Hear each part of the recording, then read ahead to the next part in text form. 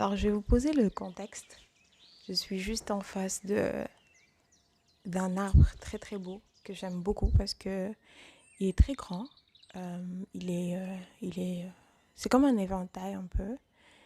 Et j'aime bien son tronc. Il est assez robuste et vu la taille et sa longueur, j'ai l'impression, enfin, je pense que ses racines sont très profondes aussi. Et c'est un arbre que j'aime beaucoup regarder. Je ne suis pas dehors, hein, heureusement. J'ai la chance d'avoir des yeux et d'être quelque part où je peux être en face de cet arbre-là bien au chaud, parce qu'il fait froid dernièrement. Et dans le même temps, j'ai la chance de voir aussi des oiseaux, parce qu'il y a tout le temps des oiseaux qui volent non loin de cet arbre-là. Et ça me fait penser à plein de choses. L'autre jour, je regardais les oiseaux voler et c'est pour la première fois, j'ai vu un peu comment ils volaient, quoi. Je me suis rendu compte que les oiseaux, ils volent, ils battent les ailes et à un moment donné, ils les replient pendant 1, 2, 3 secondes et ils rebattent les ailes. Et ça m'a fait un peu penser à la vie, en fait, et notre façon de vivre. Ou plutôt la façon dont on est censé vivre. Et j'ai même l'impression qu'on vit comme ça, qu'on le veuille ou pas. On se barre, ou on est actif, et puis on est en mode pilote automatique parce qu'on a pris assez de force, et puis on repart. Et c'est un peu le cycle de la vie. Il y avait quelqu'un qui disait que la vie, euh, à chaque fois que tu trouvais toutes les réponses, eh bien une autre question est là. Et j'aime bien cette idée-là qu'il y ait à chaque fois quelque chose à repousser. C'est-à-dire qu'on est dans un état.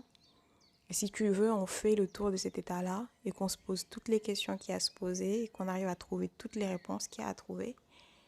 Et que maintenant, tout va bien, quoi. Genre, cet espace où tu es juste, tout est parfait. Tout est aligné, c'est tout ce que tu souhaitais. Et à ce moment précis, il se passe quelque chose qui remet toute ta vie en question. C'est incroyable. À ce moment précis, tu ne sais plus rien du tout parce que tout ce que tu savais vient d'être challengé parce que tu passes à un niveau supérieur. Et j'aime bien aussi le fait de juste regarder dans le rétroviseur et de se dire, mais j'ai été bête en fait. Je sais pas pour vous, mais moi j'aime bien ça. Parce que ça prouve qu'au moins on bouge et qu'on apprend et qu'on grandit. Quand on est capable de se relire ou de revoir en arrière, de se dire, mais comment est-ce que j'ai pu penser quelque chose comme ça? Comment est-ce que j'ai pu croire que c'est vrai? C'est quelque chose qui me fait plaisir de me rendre compte de ma bêtise de temps à autre. Parce que ça prouve au moins que je bouge. Et parlons de l'arbre, ça, c'est vraiment le meilleur exemple, j'ai l'impression, pour l'être humain. Euh, Peut-être que j'en ai parlé ici, je suis pas très sûre, mais quand on observe un arbre qui grandit, une plante, la première chose que la plante fait, que la graine du coup, c'est de se planter. C'est de développer ses racines dans le sol avant de développer son tronc. Et il y a comme une sorte de proportionnalité entre les racines et la taille des branches. Et ce qui est incroyable, c'est qu'il y a tout un réseau souterrain à travers lequel les arbres communiquent. C'est quand même incroyable. Je regarde un documentaire sur les champignons et c'est incroyable le rôle des champignons. Et c'est incroyable comment il y a tout un système de connexion en bas en fait. Et on ne le ressent pas. Et les arbres, ils se nourrissent et ils communiquent entre eux. Et il y a un système de solidarité où il y a tel arbre qui va manquer de l'eau ou des nutriments. Enfin, je ne sais pas trop comment le dire. Et il y a l'autre arbre qui va lui donner. Enfin, c'est un truc incroyable. Et ça me fait aussi penser aux neurones un peu. Et c'est comme si, en fait, il y avait un gros cerveau comme ça, là, dans une forêt. Et c'est un cerveau qu'on ne voit pas et c'est en dessous. Et ça me fait penser à l'homme dans la mesure où, avant l'extérieur, on a besoin de s'ancrer, on a besoin de savoir qui on est. La connaissance, de savoir vraiment qui on est. Et quand je parle de savoir qui on est, je parle pas de cette éphémère chose de ah, telles sont mes qualités, tels sont mes défauts. Ah, c'est très très important, c'est très intéressant. Mais il y a beaucoup plus profond que ça en termes de savoir qui on est. Et en parlant de connaissance d'ailleurs, pour moi la connaissance est du vécu. C'est vraiment ça. La connaissance est quelque chose qu'on éprouve. Quand on dit je connais quelque chose, j'ai une connaissance de quelque chose, c'est que on l'a éprouvé, c'est qu'on l'a ressenti, c'est qu'on l'a vécu en soi, c'est que sa chair l'a vécu, c'est qu'on peut, c'est que c'est réel, c'est vrai pour nous et qu'on l'applique. Sinon, c'est juste de l'information. Sinon, c'est juste de l'information. On ne peut pas dire qu'on connaît quelque chose si on ne l'a pas éprouvé, si on ne vit pas en chair avec cette chose-là. Et j'ai comme l'impression que plus on apprend à se connaître, plus on se rend compte de qui on est, et plus on trouve une réponse à une certaine question qu'un jour un ami m'avait posée. C'était Tcherno Djibi, shout out à toi si tu passes par là. Un jour, il m'avait posé la question de à quoi servait l'humilité. Au moment où il m'a posé la question, quand même, je me suis dit, mais il a raison. C'est une très bonne question. Et je lui ai dit, je te répondrai, je vais y réfléchir, parce que je n'ai pas la réponse là tout de suite. Et c'est vrai, je n'avais pas la réponse. Et oui, je me posais la question, à quoi servait l'humilité en fait? Parce qu'on nous dit, oui, être humble, c'est bien, etc. Oui, bon, mais pourquoi? Pourquoi est-ce que être humble est une bonne chose? Voilà. Et finalement, qu'est-ce que c'est que l'humilité? Pour moi, l'humilité, c'est reconnaître la vérité. Et on doit l'être parce que c'est inhérent à qui nous sommes. Je m'explique. Plus on fait le travail de se connaître, plus on se rend compte de notre inhabilité à faire quoi que ce soit. Et on se rend compte que nous ne sommes rien du tout. Pas rien du tout dans le sens insultant, etc. Non, non, non, non, non. C'est juste que nous ne sommes rien et que c'est un état de fait. Déjà, nous venons d'une non-existence, c'est-à-dire qu'un état alpha du temps, nous n'existions pas, quoi. Et on nous a donné une vie. Mais même au cours de cette vie-là, on n'est pas vraiment au pouvoir, quoi. C'est-à-dire que si on veut, j'aime bien utiliser le terme de on nous a prêté quelque chose. On nous prête des habilités, on nous prête une façon d'être, on nous prête un semblant de pouvoir et on va voir comment est-ce qu'on se comporte avec tout ça. Mais finalement, tout ça, ça ne nous appartient pas. On ne s'appartient même pas pour commencer. On ne s'appartient pas et tout ce que nous avons entre nos mains ne nous appartient pas. C'est un prêt qu'on nous a fait, c'est quelque chose qu'on nous a confié et on doit en prendre soin et on va rendre compte de ce prêt-là. Et l'action qu'on en fait au quotidien n'est pas une action non plus qui est 100% dépendante de nous. J'ai même envie de dire, elle est très très peu dépendante de nous. Et donc du coup, finalement, nous sommes un outil. Et nous connaître, savoir qui nous sommes en tant qu'être humain, c'est se rendre compte que nous sommes un outil. Nous-mêmes et le monde qui nous entoure. Et donc qu'on n'a aucun pouvoir sur quoi que ce soit. Mais quand tu n'es rien du tout, et que tu n'as aucun pouvoir, que tu n'as pas de connaissances sauf celles qu'on t'a données, que tout ce que tu manges, c'est quelque chose qu'on t'a donné, c'est quelque chose qui t'a été destiné, que ce soit les arbres dont tu te sers pour manger, que ce soit l'eau dans laquelle tu vas pêcher ton poisson, que ce soit ta famille. Qu'est-ce que tu t'es donné à toi-même? Qu'est-ce que juste tu as construit pour toi-même? Que ce soit les rencontres que tu as faites dans ta vie, que ce soit la connaissance dont tu disposes, que ce soit ce beau sourire, que ce soit tes yeux pour voir, que ce soit ton intelligence. Tu ne t'es rien donné. Et on nous a donné quelque chose d'autant plus extraordinaire qu'il nous perd parfois, c'est cette habilité-là à avoir un free will, libre choix, hein, le libre arbitre, voilà. Le choix de faire certaines choses ou de ne pas en faire d'autres.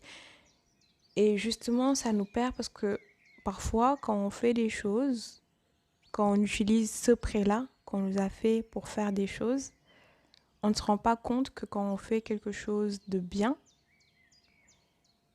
ce n'est pas parce que nous sommes extraordinaires. En tout cas, ce n'est pas parce que nous sommes extraordinaires inhéremment à ce que nous sommes parce que nous l'avons voulu. C'est pas vrai. C'est parce qu'on nous a donné cela, c'est parce qu'on nous l'a prêté. C'est-à-dire que ce que je veux dire, c'est que le soubassement même de ce que nous sommes en soi, c'est un soubassement de prêt, d'amour en fait, tout simplement. Il n'y a pas plus beau que ça. Il n'y a pas plus beau que le fait de créer quelque chose. Imaginons une œuvre d'art. Imaginons que vous êtes un peintre. Vous créez l'œuvre d'art de A à Z. Vous lui donnez toutes les plus belles qualités qui puissent exister. Et après, Imaginons que vous avez le pouvoir de faire parler cette œuvre d'art ou de faire choisir cette œuvre d'art et vous dites à cette œuvre d'art, tu as le choix maintenant entre m'aimer ou t'en aller. Choisis. C'est exactement ce qui se passe entre nous, avec nous. Nous n'avons absolument aucun pouvoir sur rien du tout. On nous a créés de A à Z. On est passé d'une non-existence à une existence. J'ai envie de dire, on est toujours non-existant. Mais dans cette existence-là, entre guillemets, on nous donne encore quand même le choix. Si ce n'est pas de l'amour, dites pas ce que c'est. Mais bon, je me perds dans ce que je disais. Ou du moins, je fais des digressions. Je ne me perds pas tant que ça. Mais si vous êtes là depuis un petit moment, vous en avez un peu l'habitude. Et d'ailleurs, bonjour en passant. J'espère que vous passez une bonne journée. Donc, ce que je disais, c'était que, justement, l'humilité, en fait, c'est un état de fait. L'humilité, c'est savoir qui on est en tant qu'être humain. S'accepter la vérité, c'est de la reconnaître. C'est ça, l'humilité. C'est de savoir qu'en fait, tu n'as pas de pouvoir et qu'il y a quelqu'un qui a un pouvoir et qui t'a donné un semblant de pouvoir. Et même si on reconnaît la vérité comme étant la vérité, en réalité, on agit à travers toi. Et je trouve cette idée tellement belle. Et si seulement on pouvait se rendre disponible pour cela, c'est-à-dire si seulement on pouvait prendre le temps de faire le tour de qui nous sommes, même si on ne le fera jamais parce que c'est ça encore qui est de beau, c'est que c'est ce que je disais au début, en fait on épuise un peu les questions, c'est-à-dire qu'on n'est pas fixe, on est un être humain à un instant T. Et faire le tour de cet être humain-là dans une situation à l'instant T peut te permettre quand même d'entrevoir le fait qu'en soi, it's out of your hand, it's not you, it's not about you at all, it's really out of your hand. Ça te permet de te rendre compte qu'il ne s'agit pas de toi. Et dans le même temps, à partir du moment où tu vas le comprendre, tu vas entrer dans un autre truc où tu vas être encore confronté à toi, mais à toi différent. Et donc, du coup, tu vas être encore dans cette démarche-là de compréhension. Mais c'est une démarche de compréhension qui t'élève. C'est pas un travail que tu fais qui est fortuit, qui va se perdre. Non, c'est un travail qui va te permettre d'avancer, de comprendre mieux, de comprendre plus et de comprendre ton ignorance plus qu'autre chose. Parce que plus tu avances, plus tu te rends compte de l'étendue de tout ce que tu ne sais pas et de tout ce que tu as à apprendre. Et donc, du coup, je parlais de se rendre disponible pour cela. Et pour moi, la meilleure façon de se rendre disponible pour cela, c'est d'être tout simplement sincère. Ouais, c'est d'accepter là où on est totalement, en fait. Et d'accepter, mais d'embrasser tout ce qui va pas et tout ce qui va, quoi. Mais vraiment, c'est d'arriver à voir tout ce qu'il y a de beau chez nous et tout ce qu'il y a de détestable. D'arriver à l'embrasser. Parce que si on n'est pas sincère, si on n'est pas sincère, on ne peut pas apprécier et appréhender la vérité et aller vers elle. Donc, je pense que la première façon de se rendre disponible, parce que finalement, c'est tout ce qu'on a à faire, c'est d'être sincère. Et c'est de marcher vers cela. Et l'humilité, c'est vraiment savoir qui on est. Ça doit être inhérent à notre personne, ça doit être inhérent à notre condition, de nous rendre compte que nous ne sommes absolument rien du tout, que nous n'avons absolument aucun pouvoir, que nous sommes poussière et c'est à elle que nous retournerons et que finalement on agit à travers nous et que c'est le plus bel honneur qu'on ait pu nous faire. Par amour, on nous a créés out of non-existence et il y a des gens peut-être qui auraient pu exister et qui n'existent pas et on te crée et on te donne une famille, on te donne la chance d'évoluer, on te donne une intelligence, on te donne des yeux, on te donne plein de choses pour que tu puisses expérimenter cette vie-là et puis apprécier. Et on agit à travers toi et on te donne aussi la force et le choix. Et finalement, God est là que de pouvoir choisir d'aimer et de se battre pour cela parce que c'est la route la plus dure. Mais oui, en gros, c'est un peu la réponse que j'apporterai aujourd'hui à ce qu'est l'humilité, qui est différente de la modestie.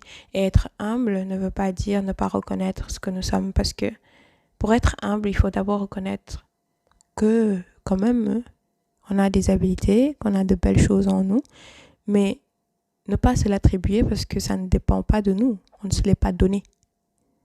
C'est ça la différence, c'est de se rendre compte que, ok, d'accord, j'ai telle capacité, ok, d'accord, j'ai un beau sourire, j'ai de beaux yeux, etc. Bon, mais en soi, j'ai pas créé mes yeux, encore moins mon sourire, et je ne me suis pas donné mes habilités. Je peux me battre pour les développer, je peux me battre pour que mon potentiel explose, et ça, c'est de ma responsabilité, parce que je pense que derrière ce potentiel est en chacun d'entre nous. La différence, c'est l'effort qu'on fait pour l'exploiter.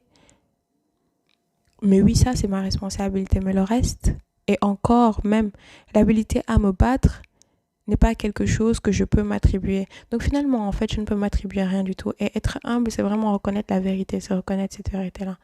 Je nous souhaite à tous de l'être profondément. Je nous souhaite à tous de être à la disposition, tout simplement. Être disposé à voir, à entendre, à aimer surtout, ce qu'il y a de plus difficile. Je nous souhaite de pouvoir être sincère avec nous-mêmes, avec le plus important et avec tout le monde.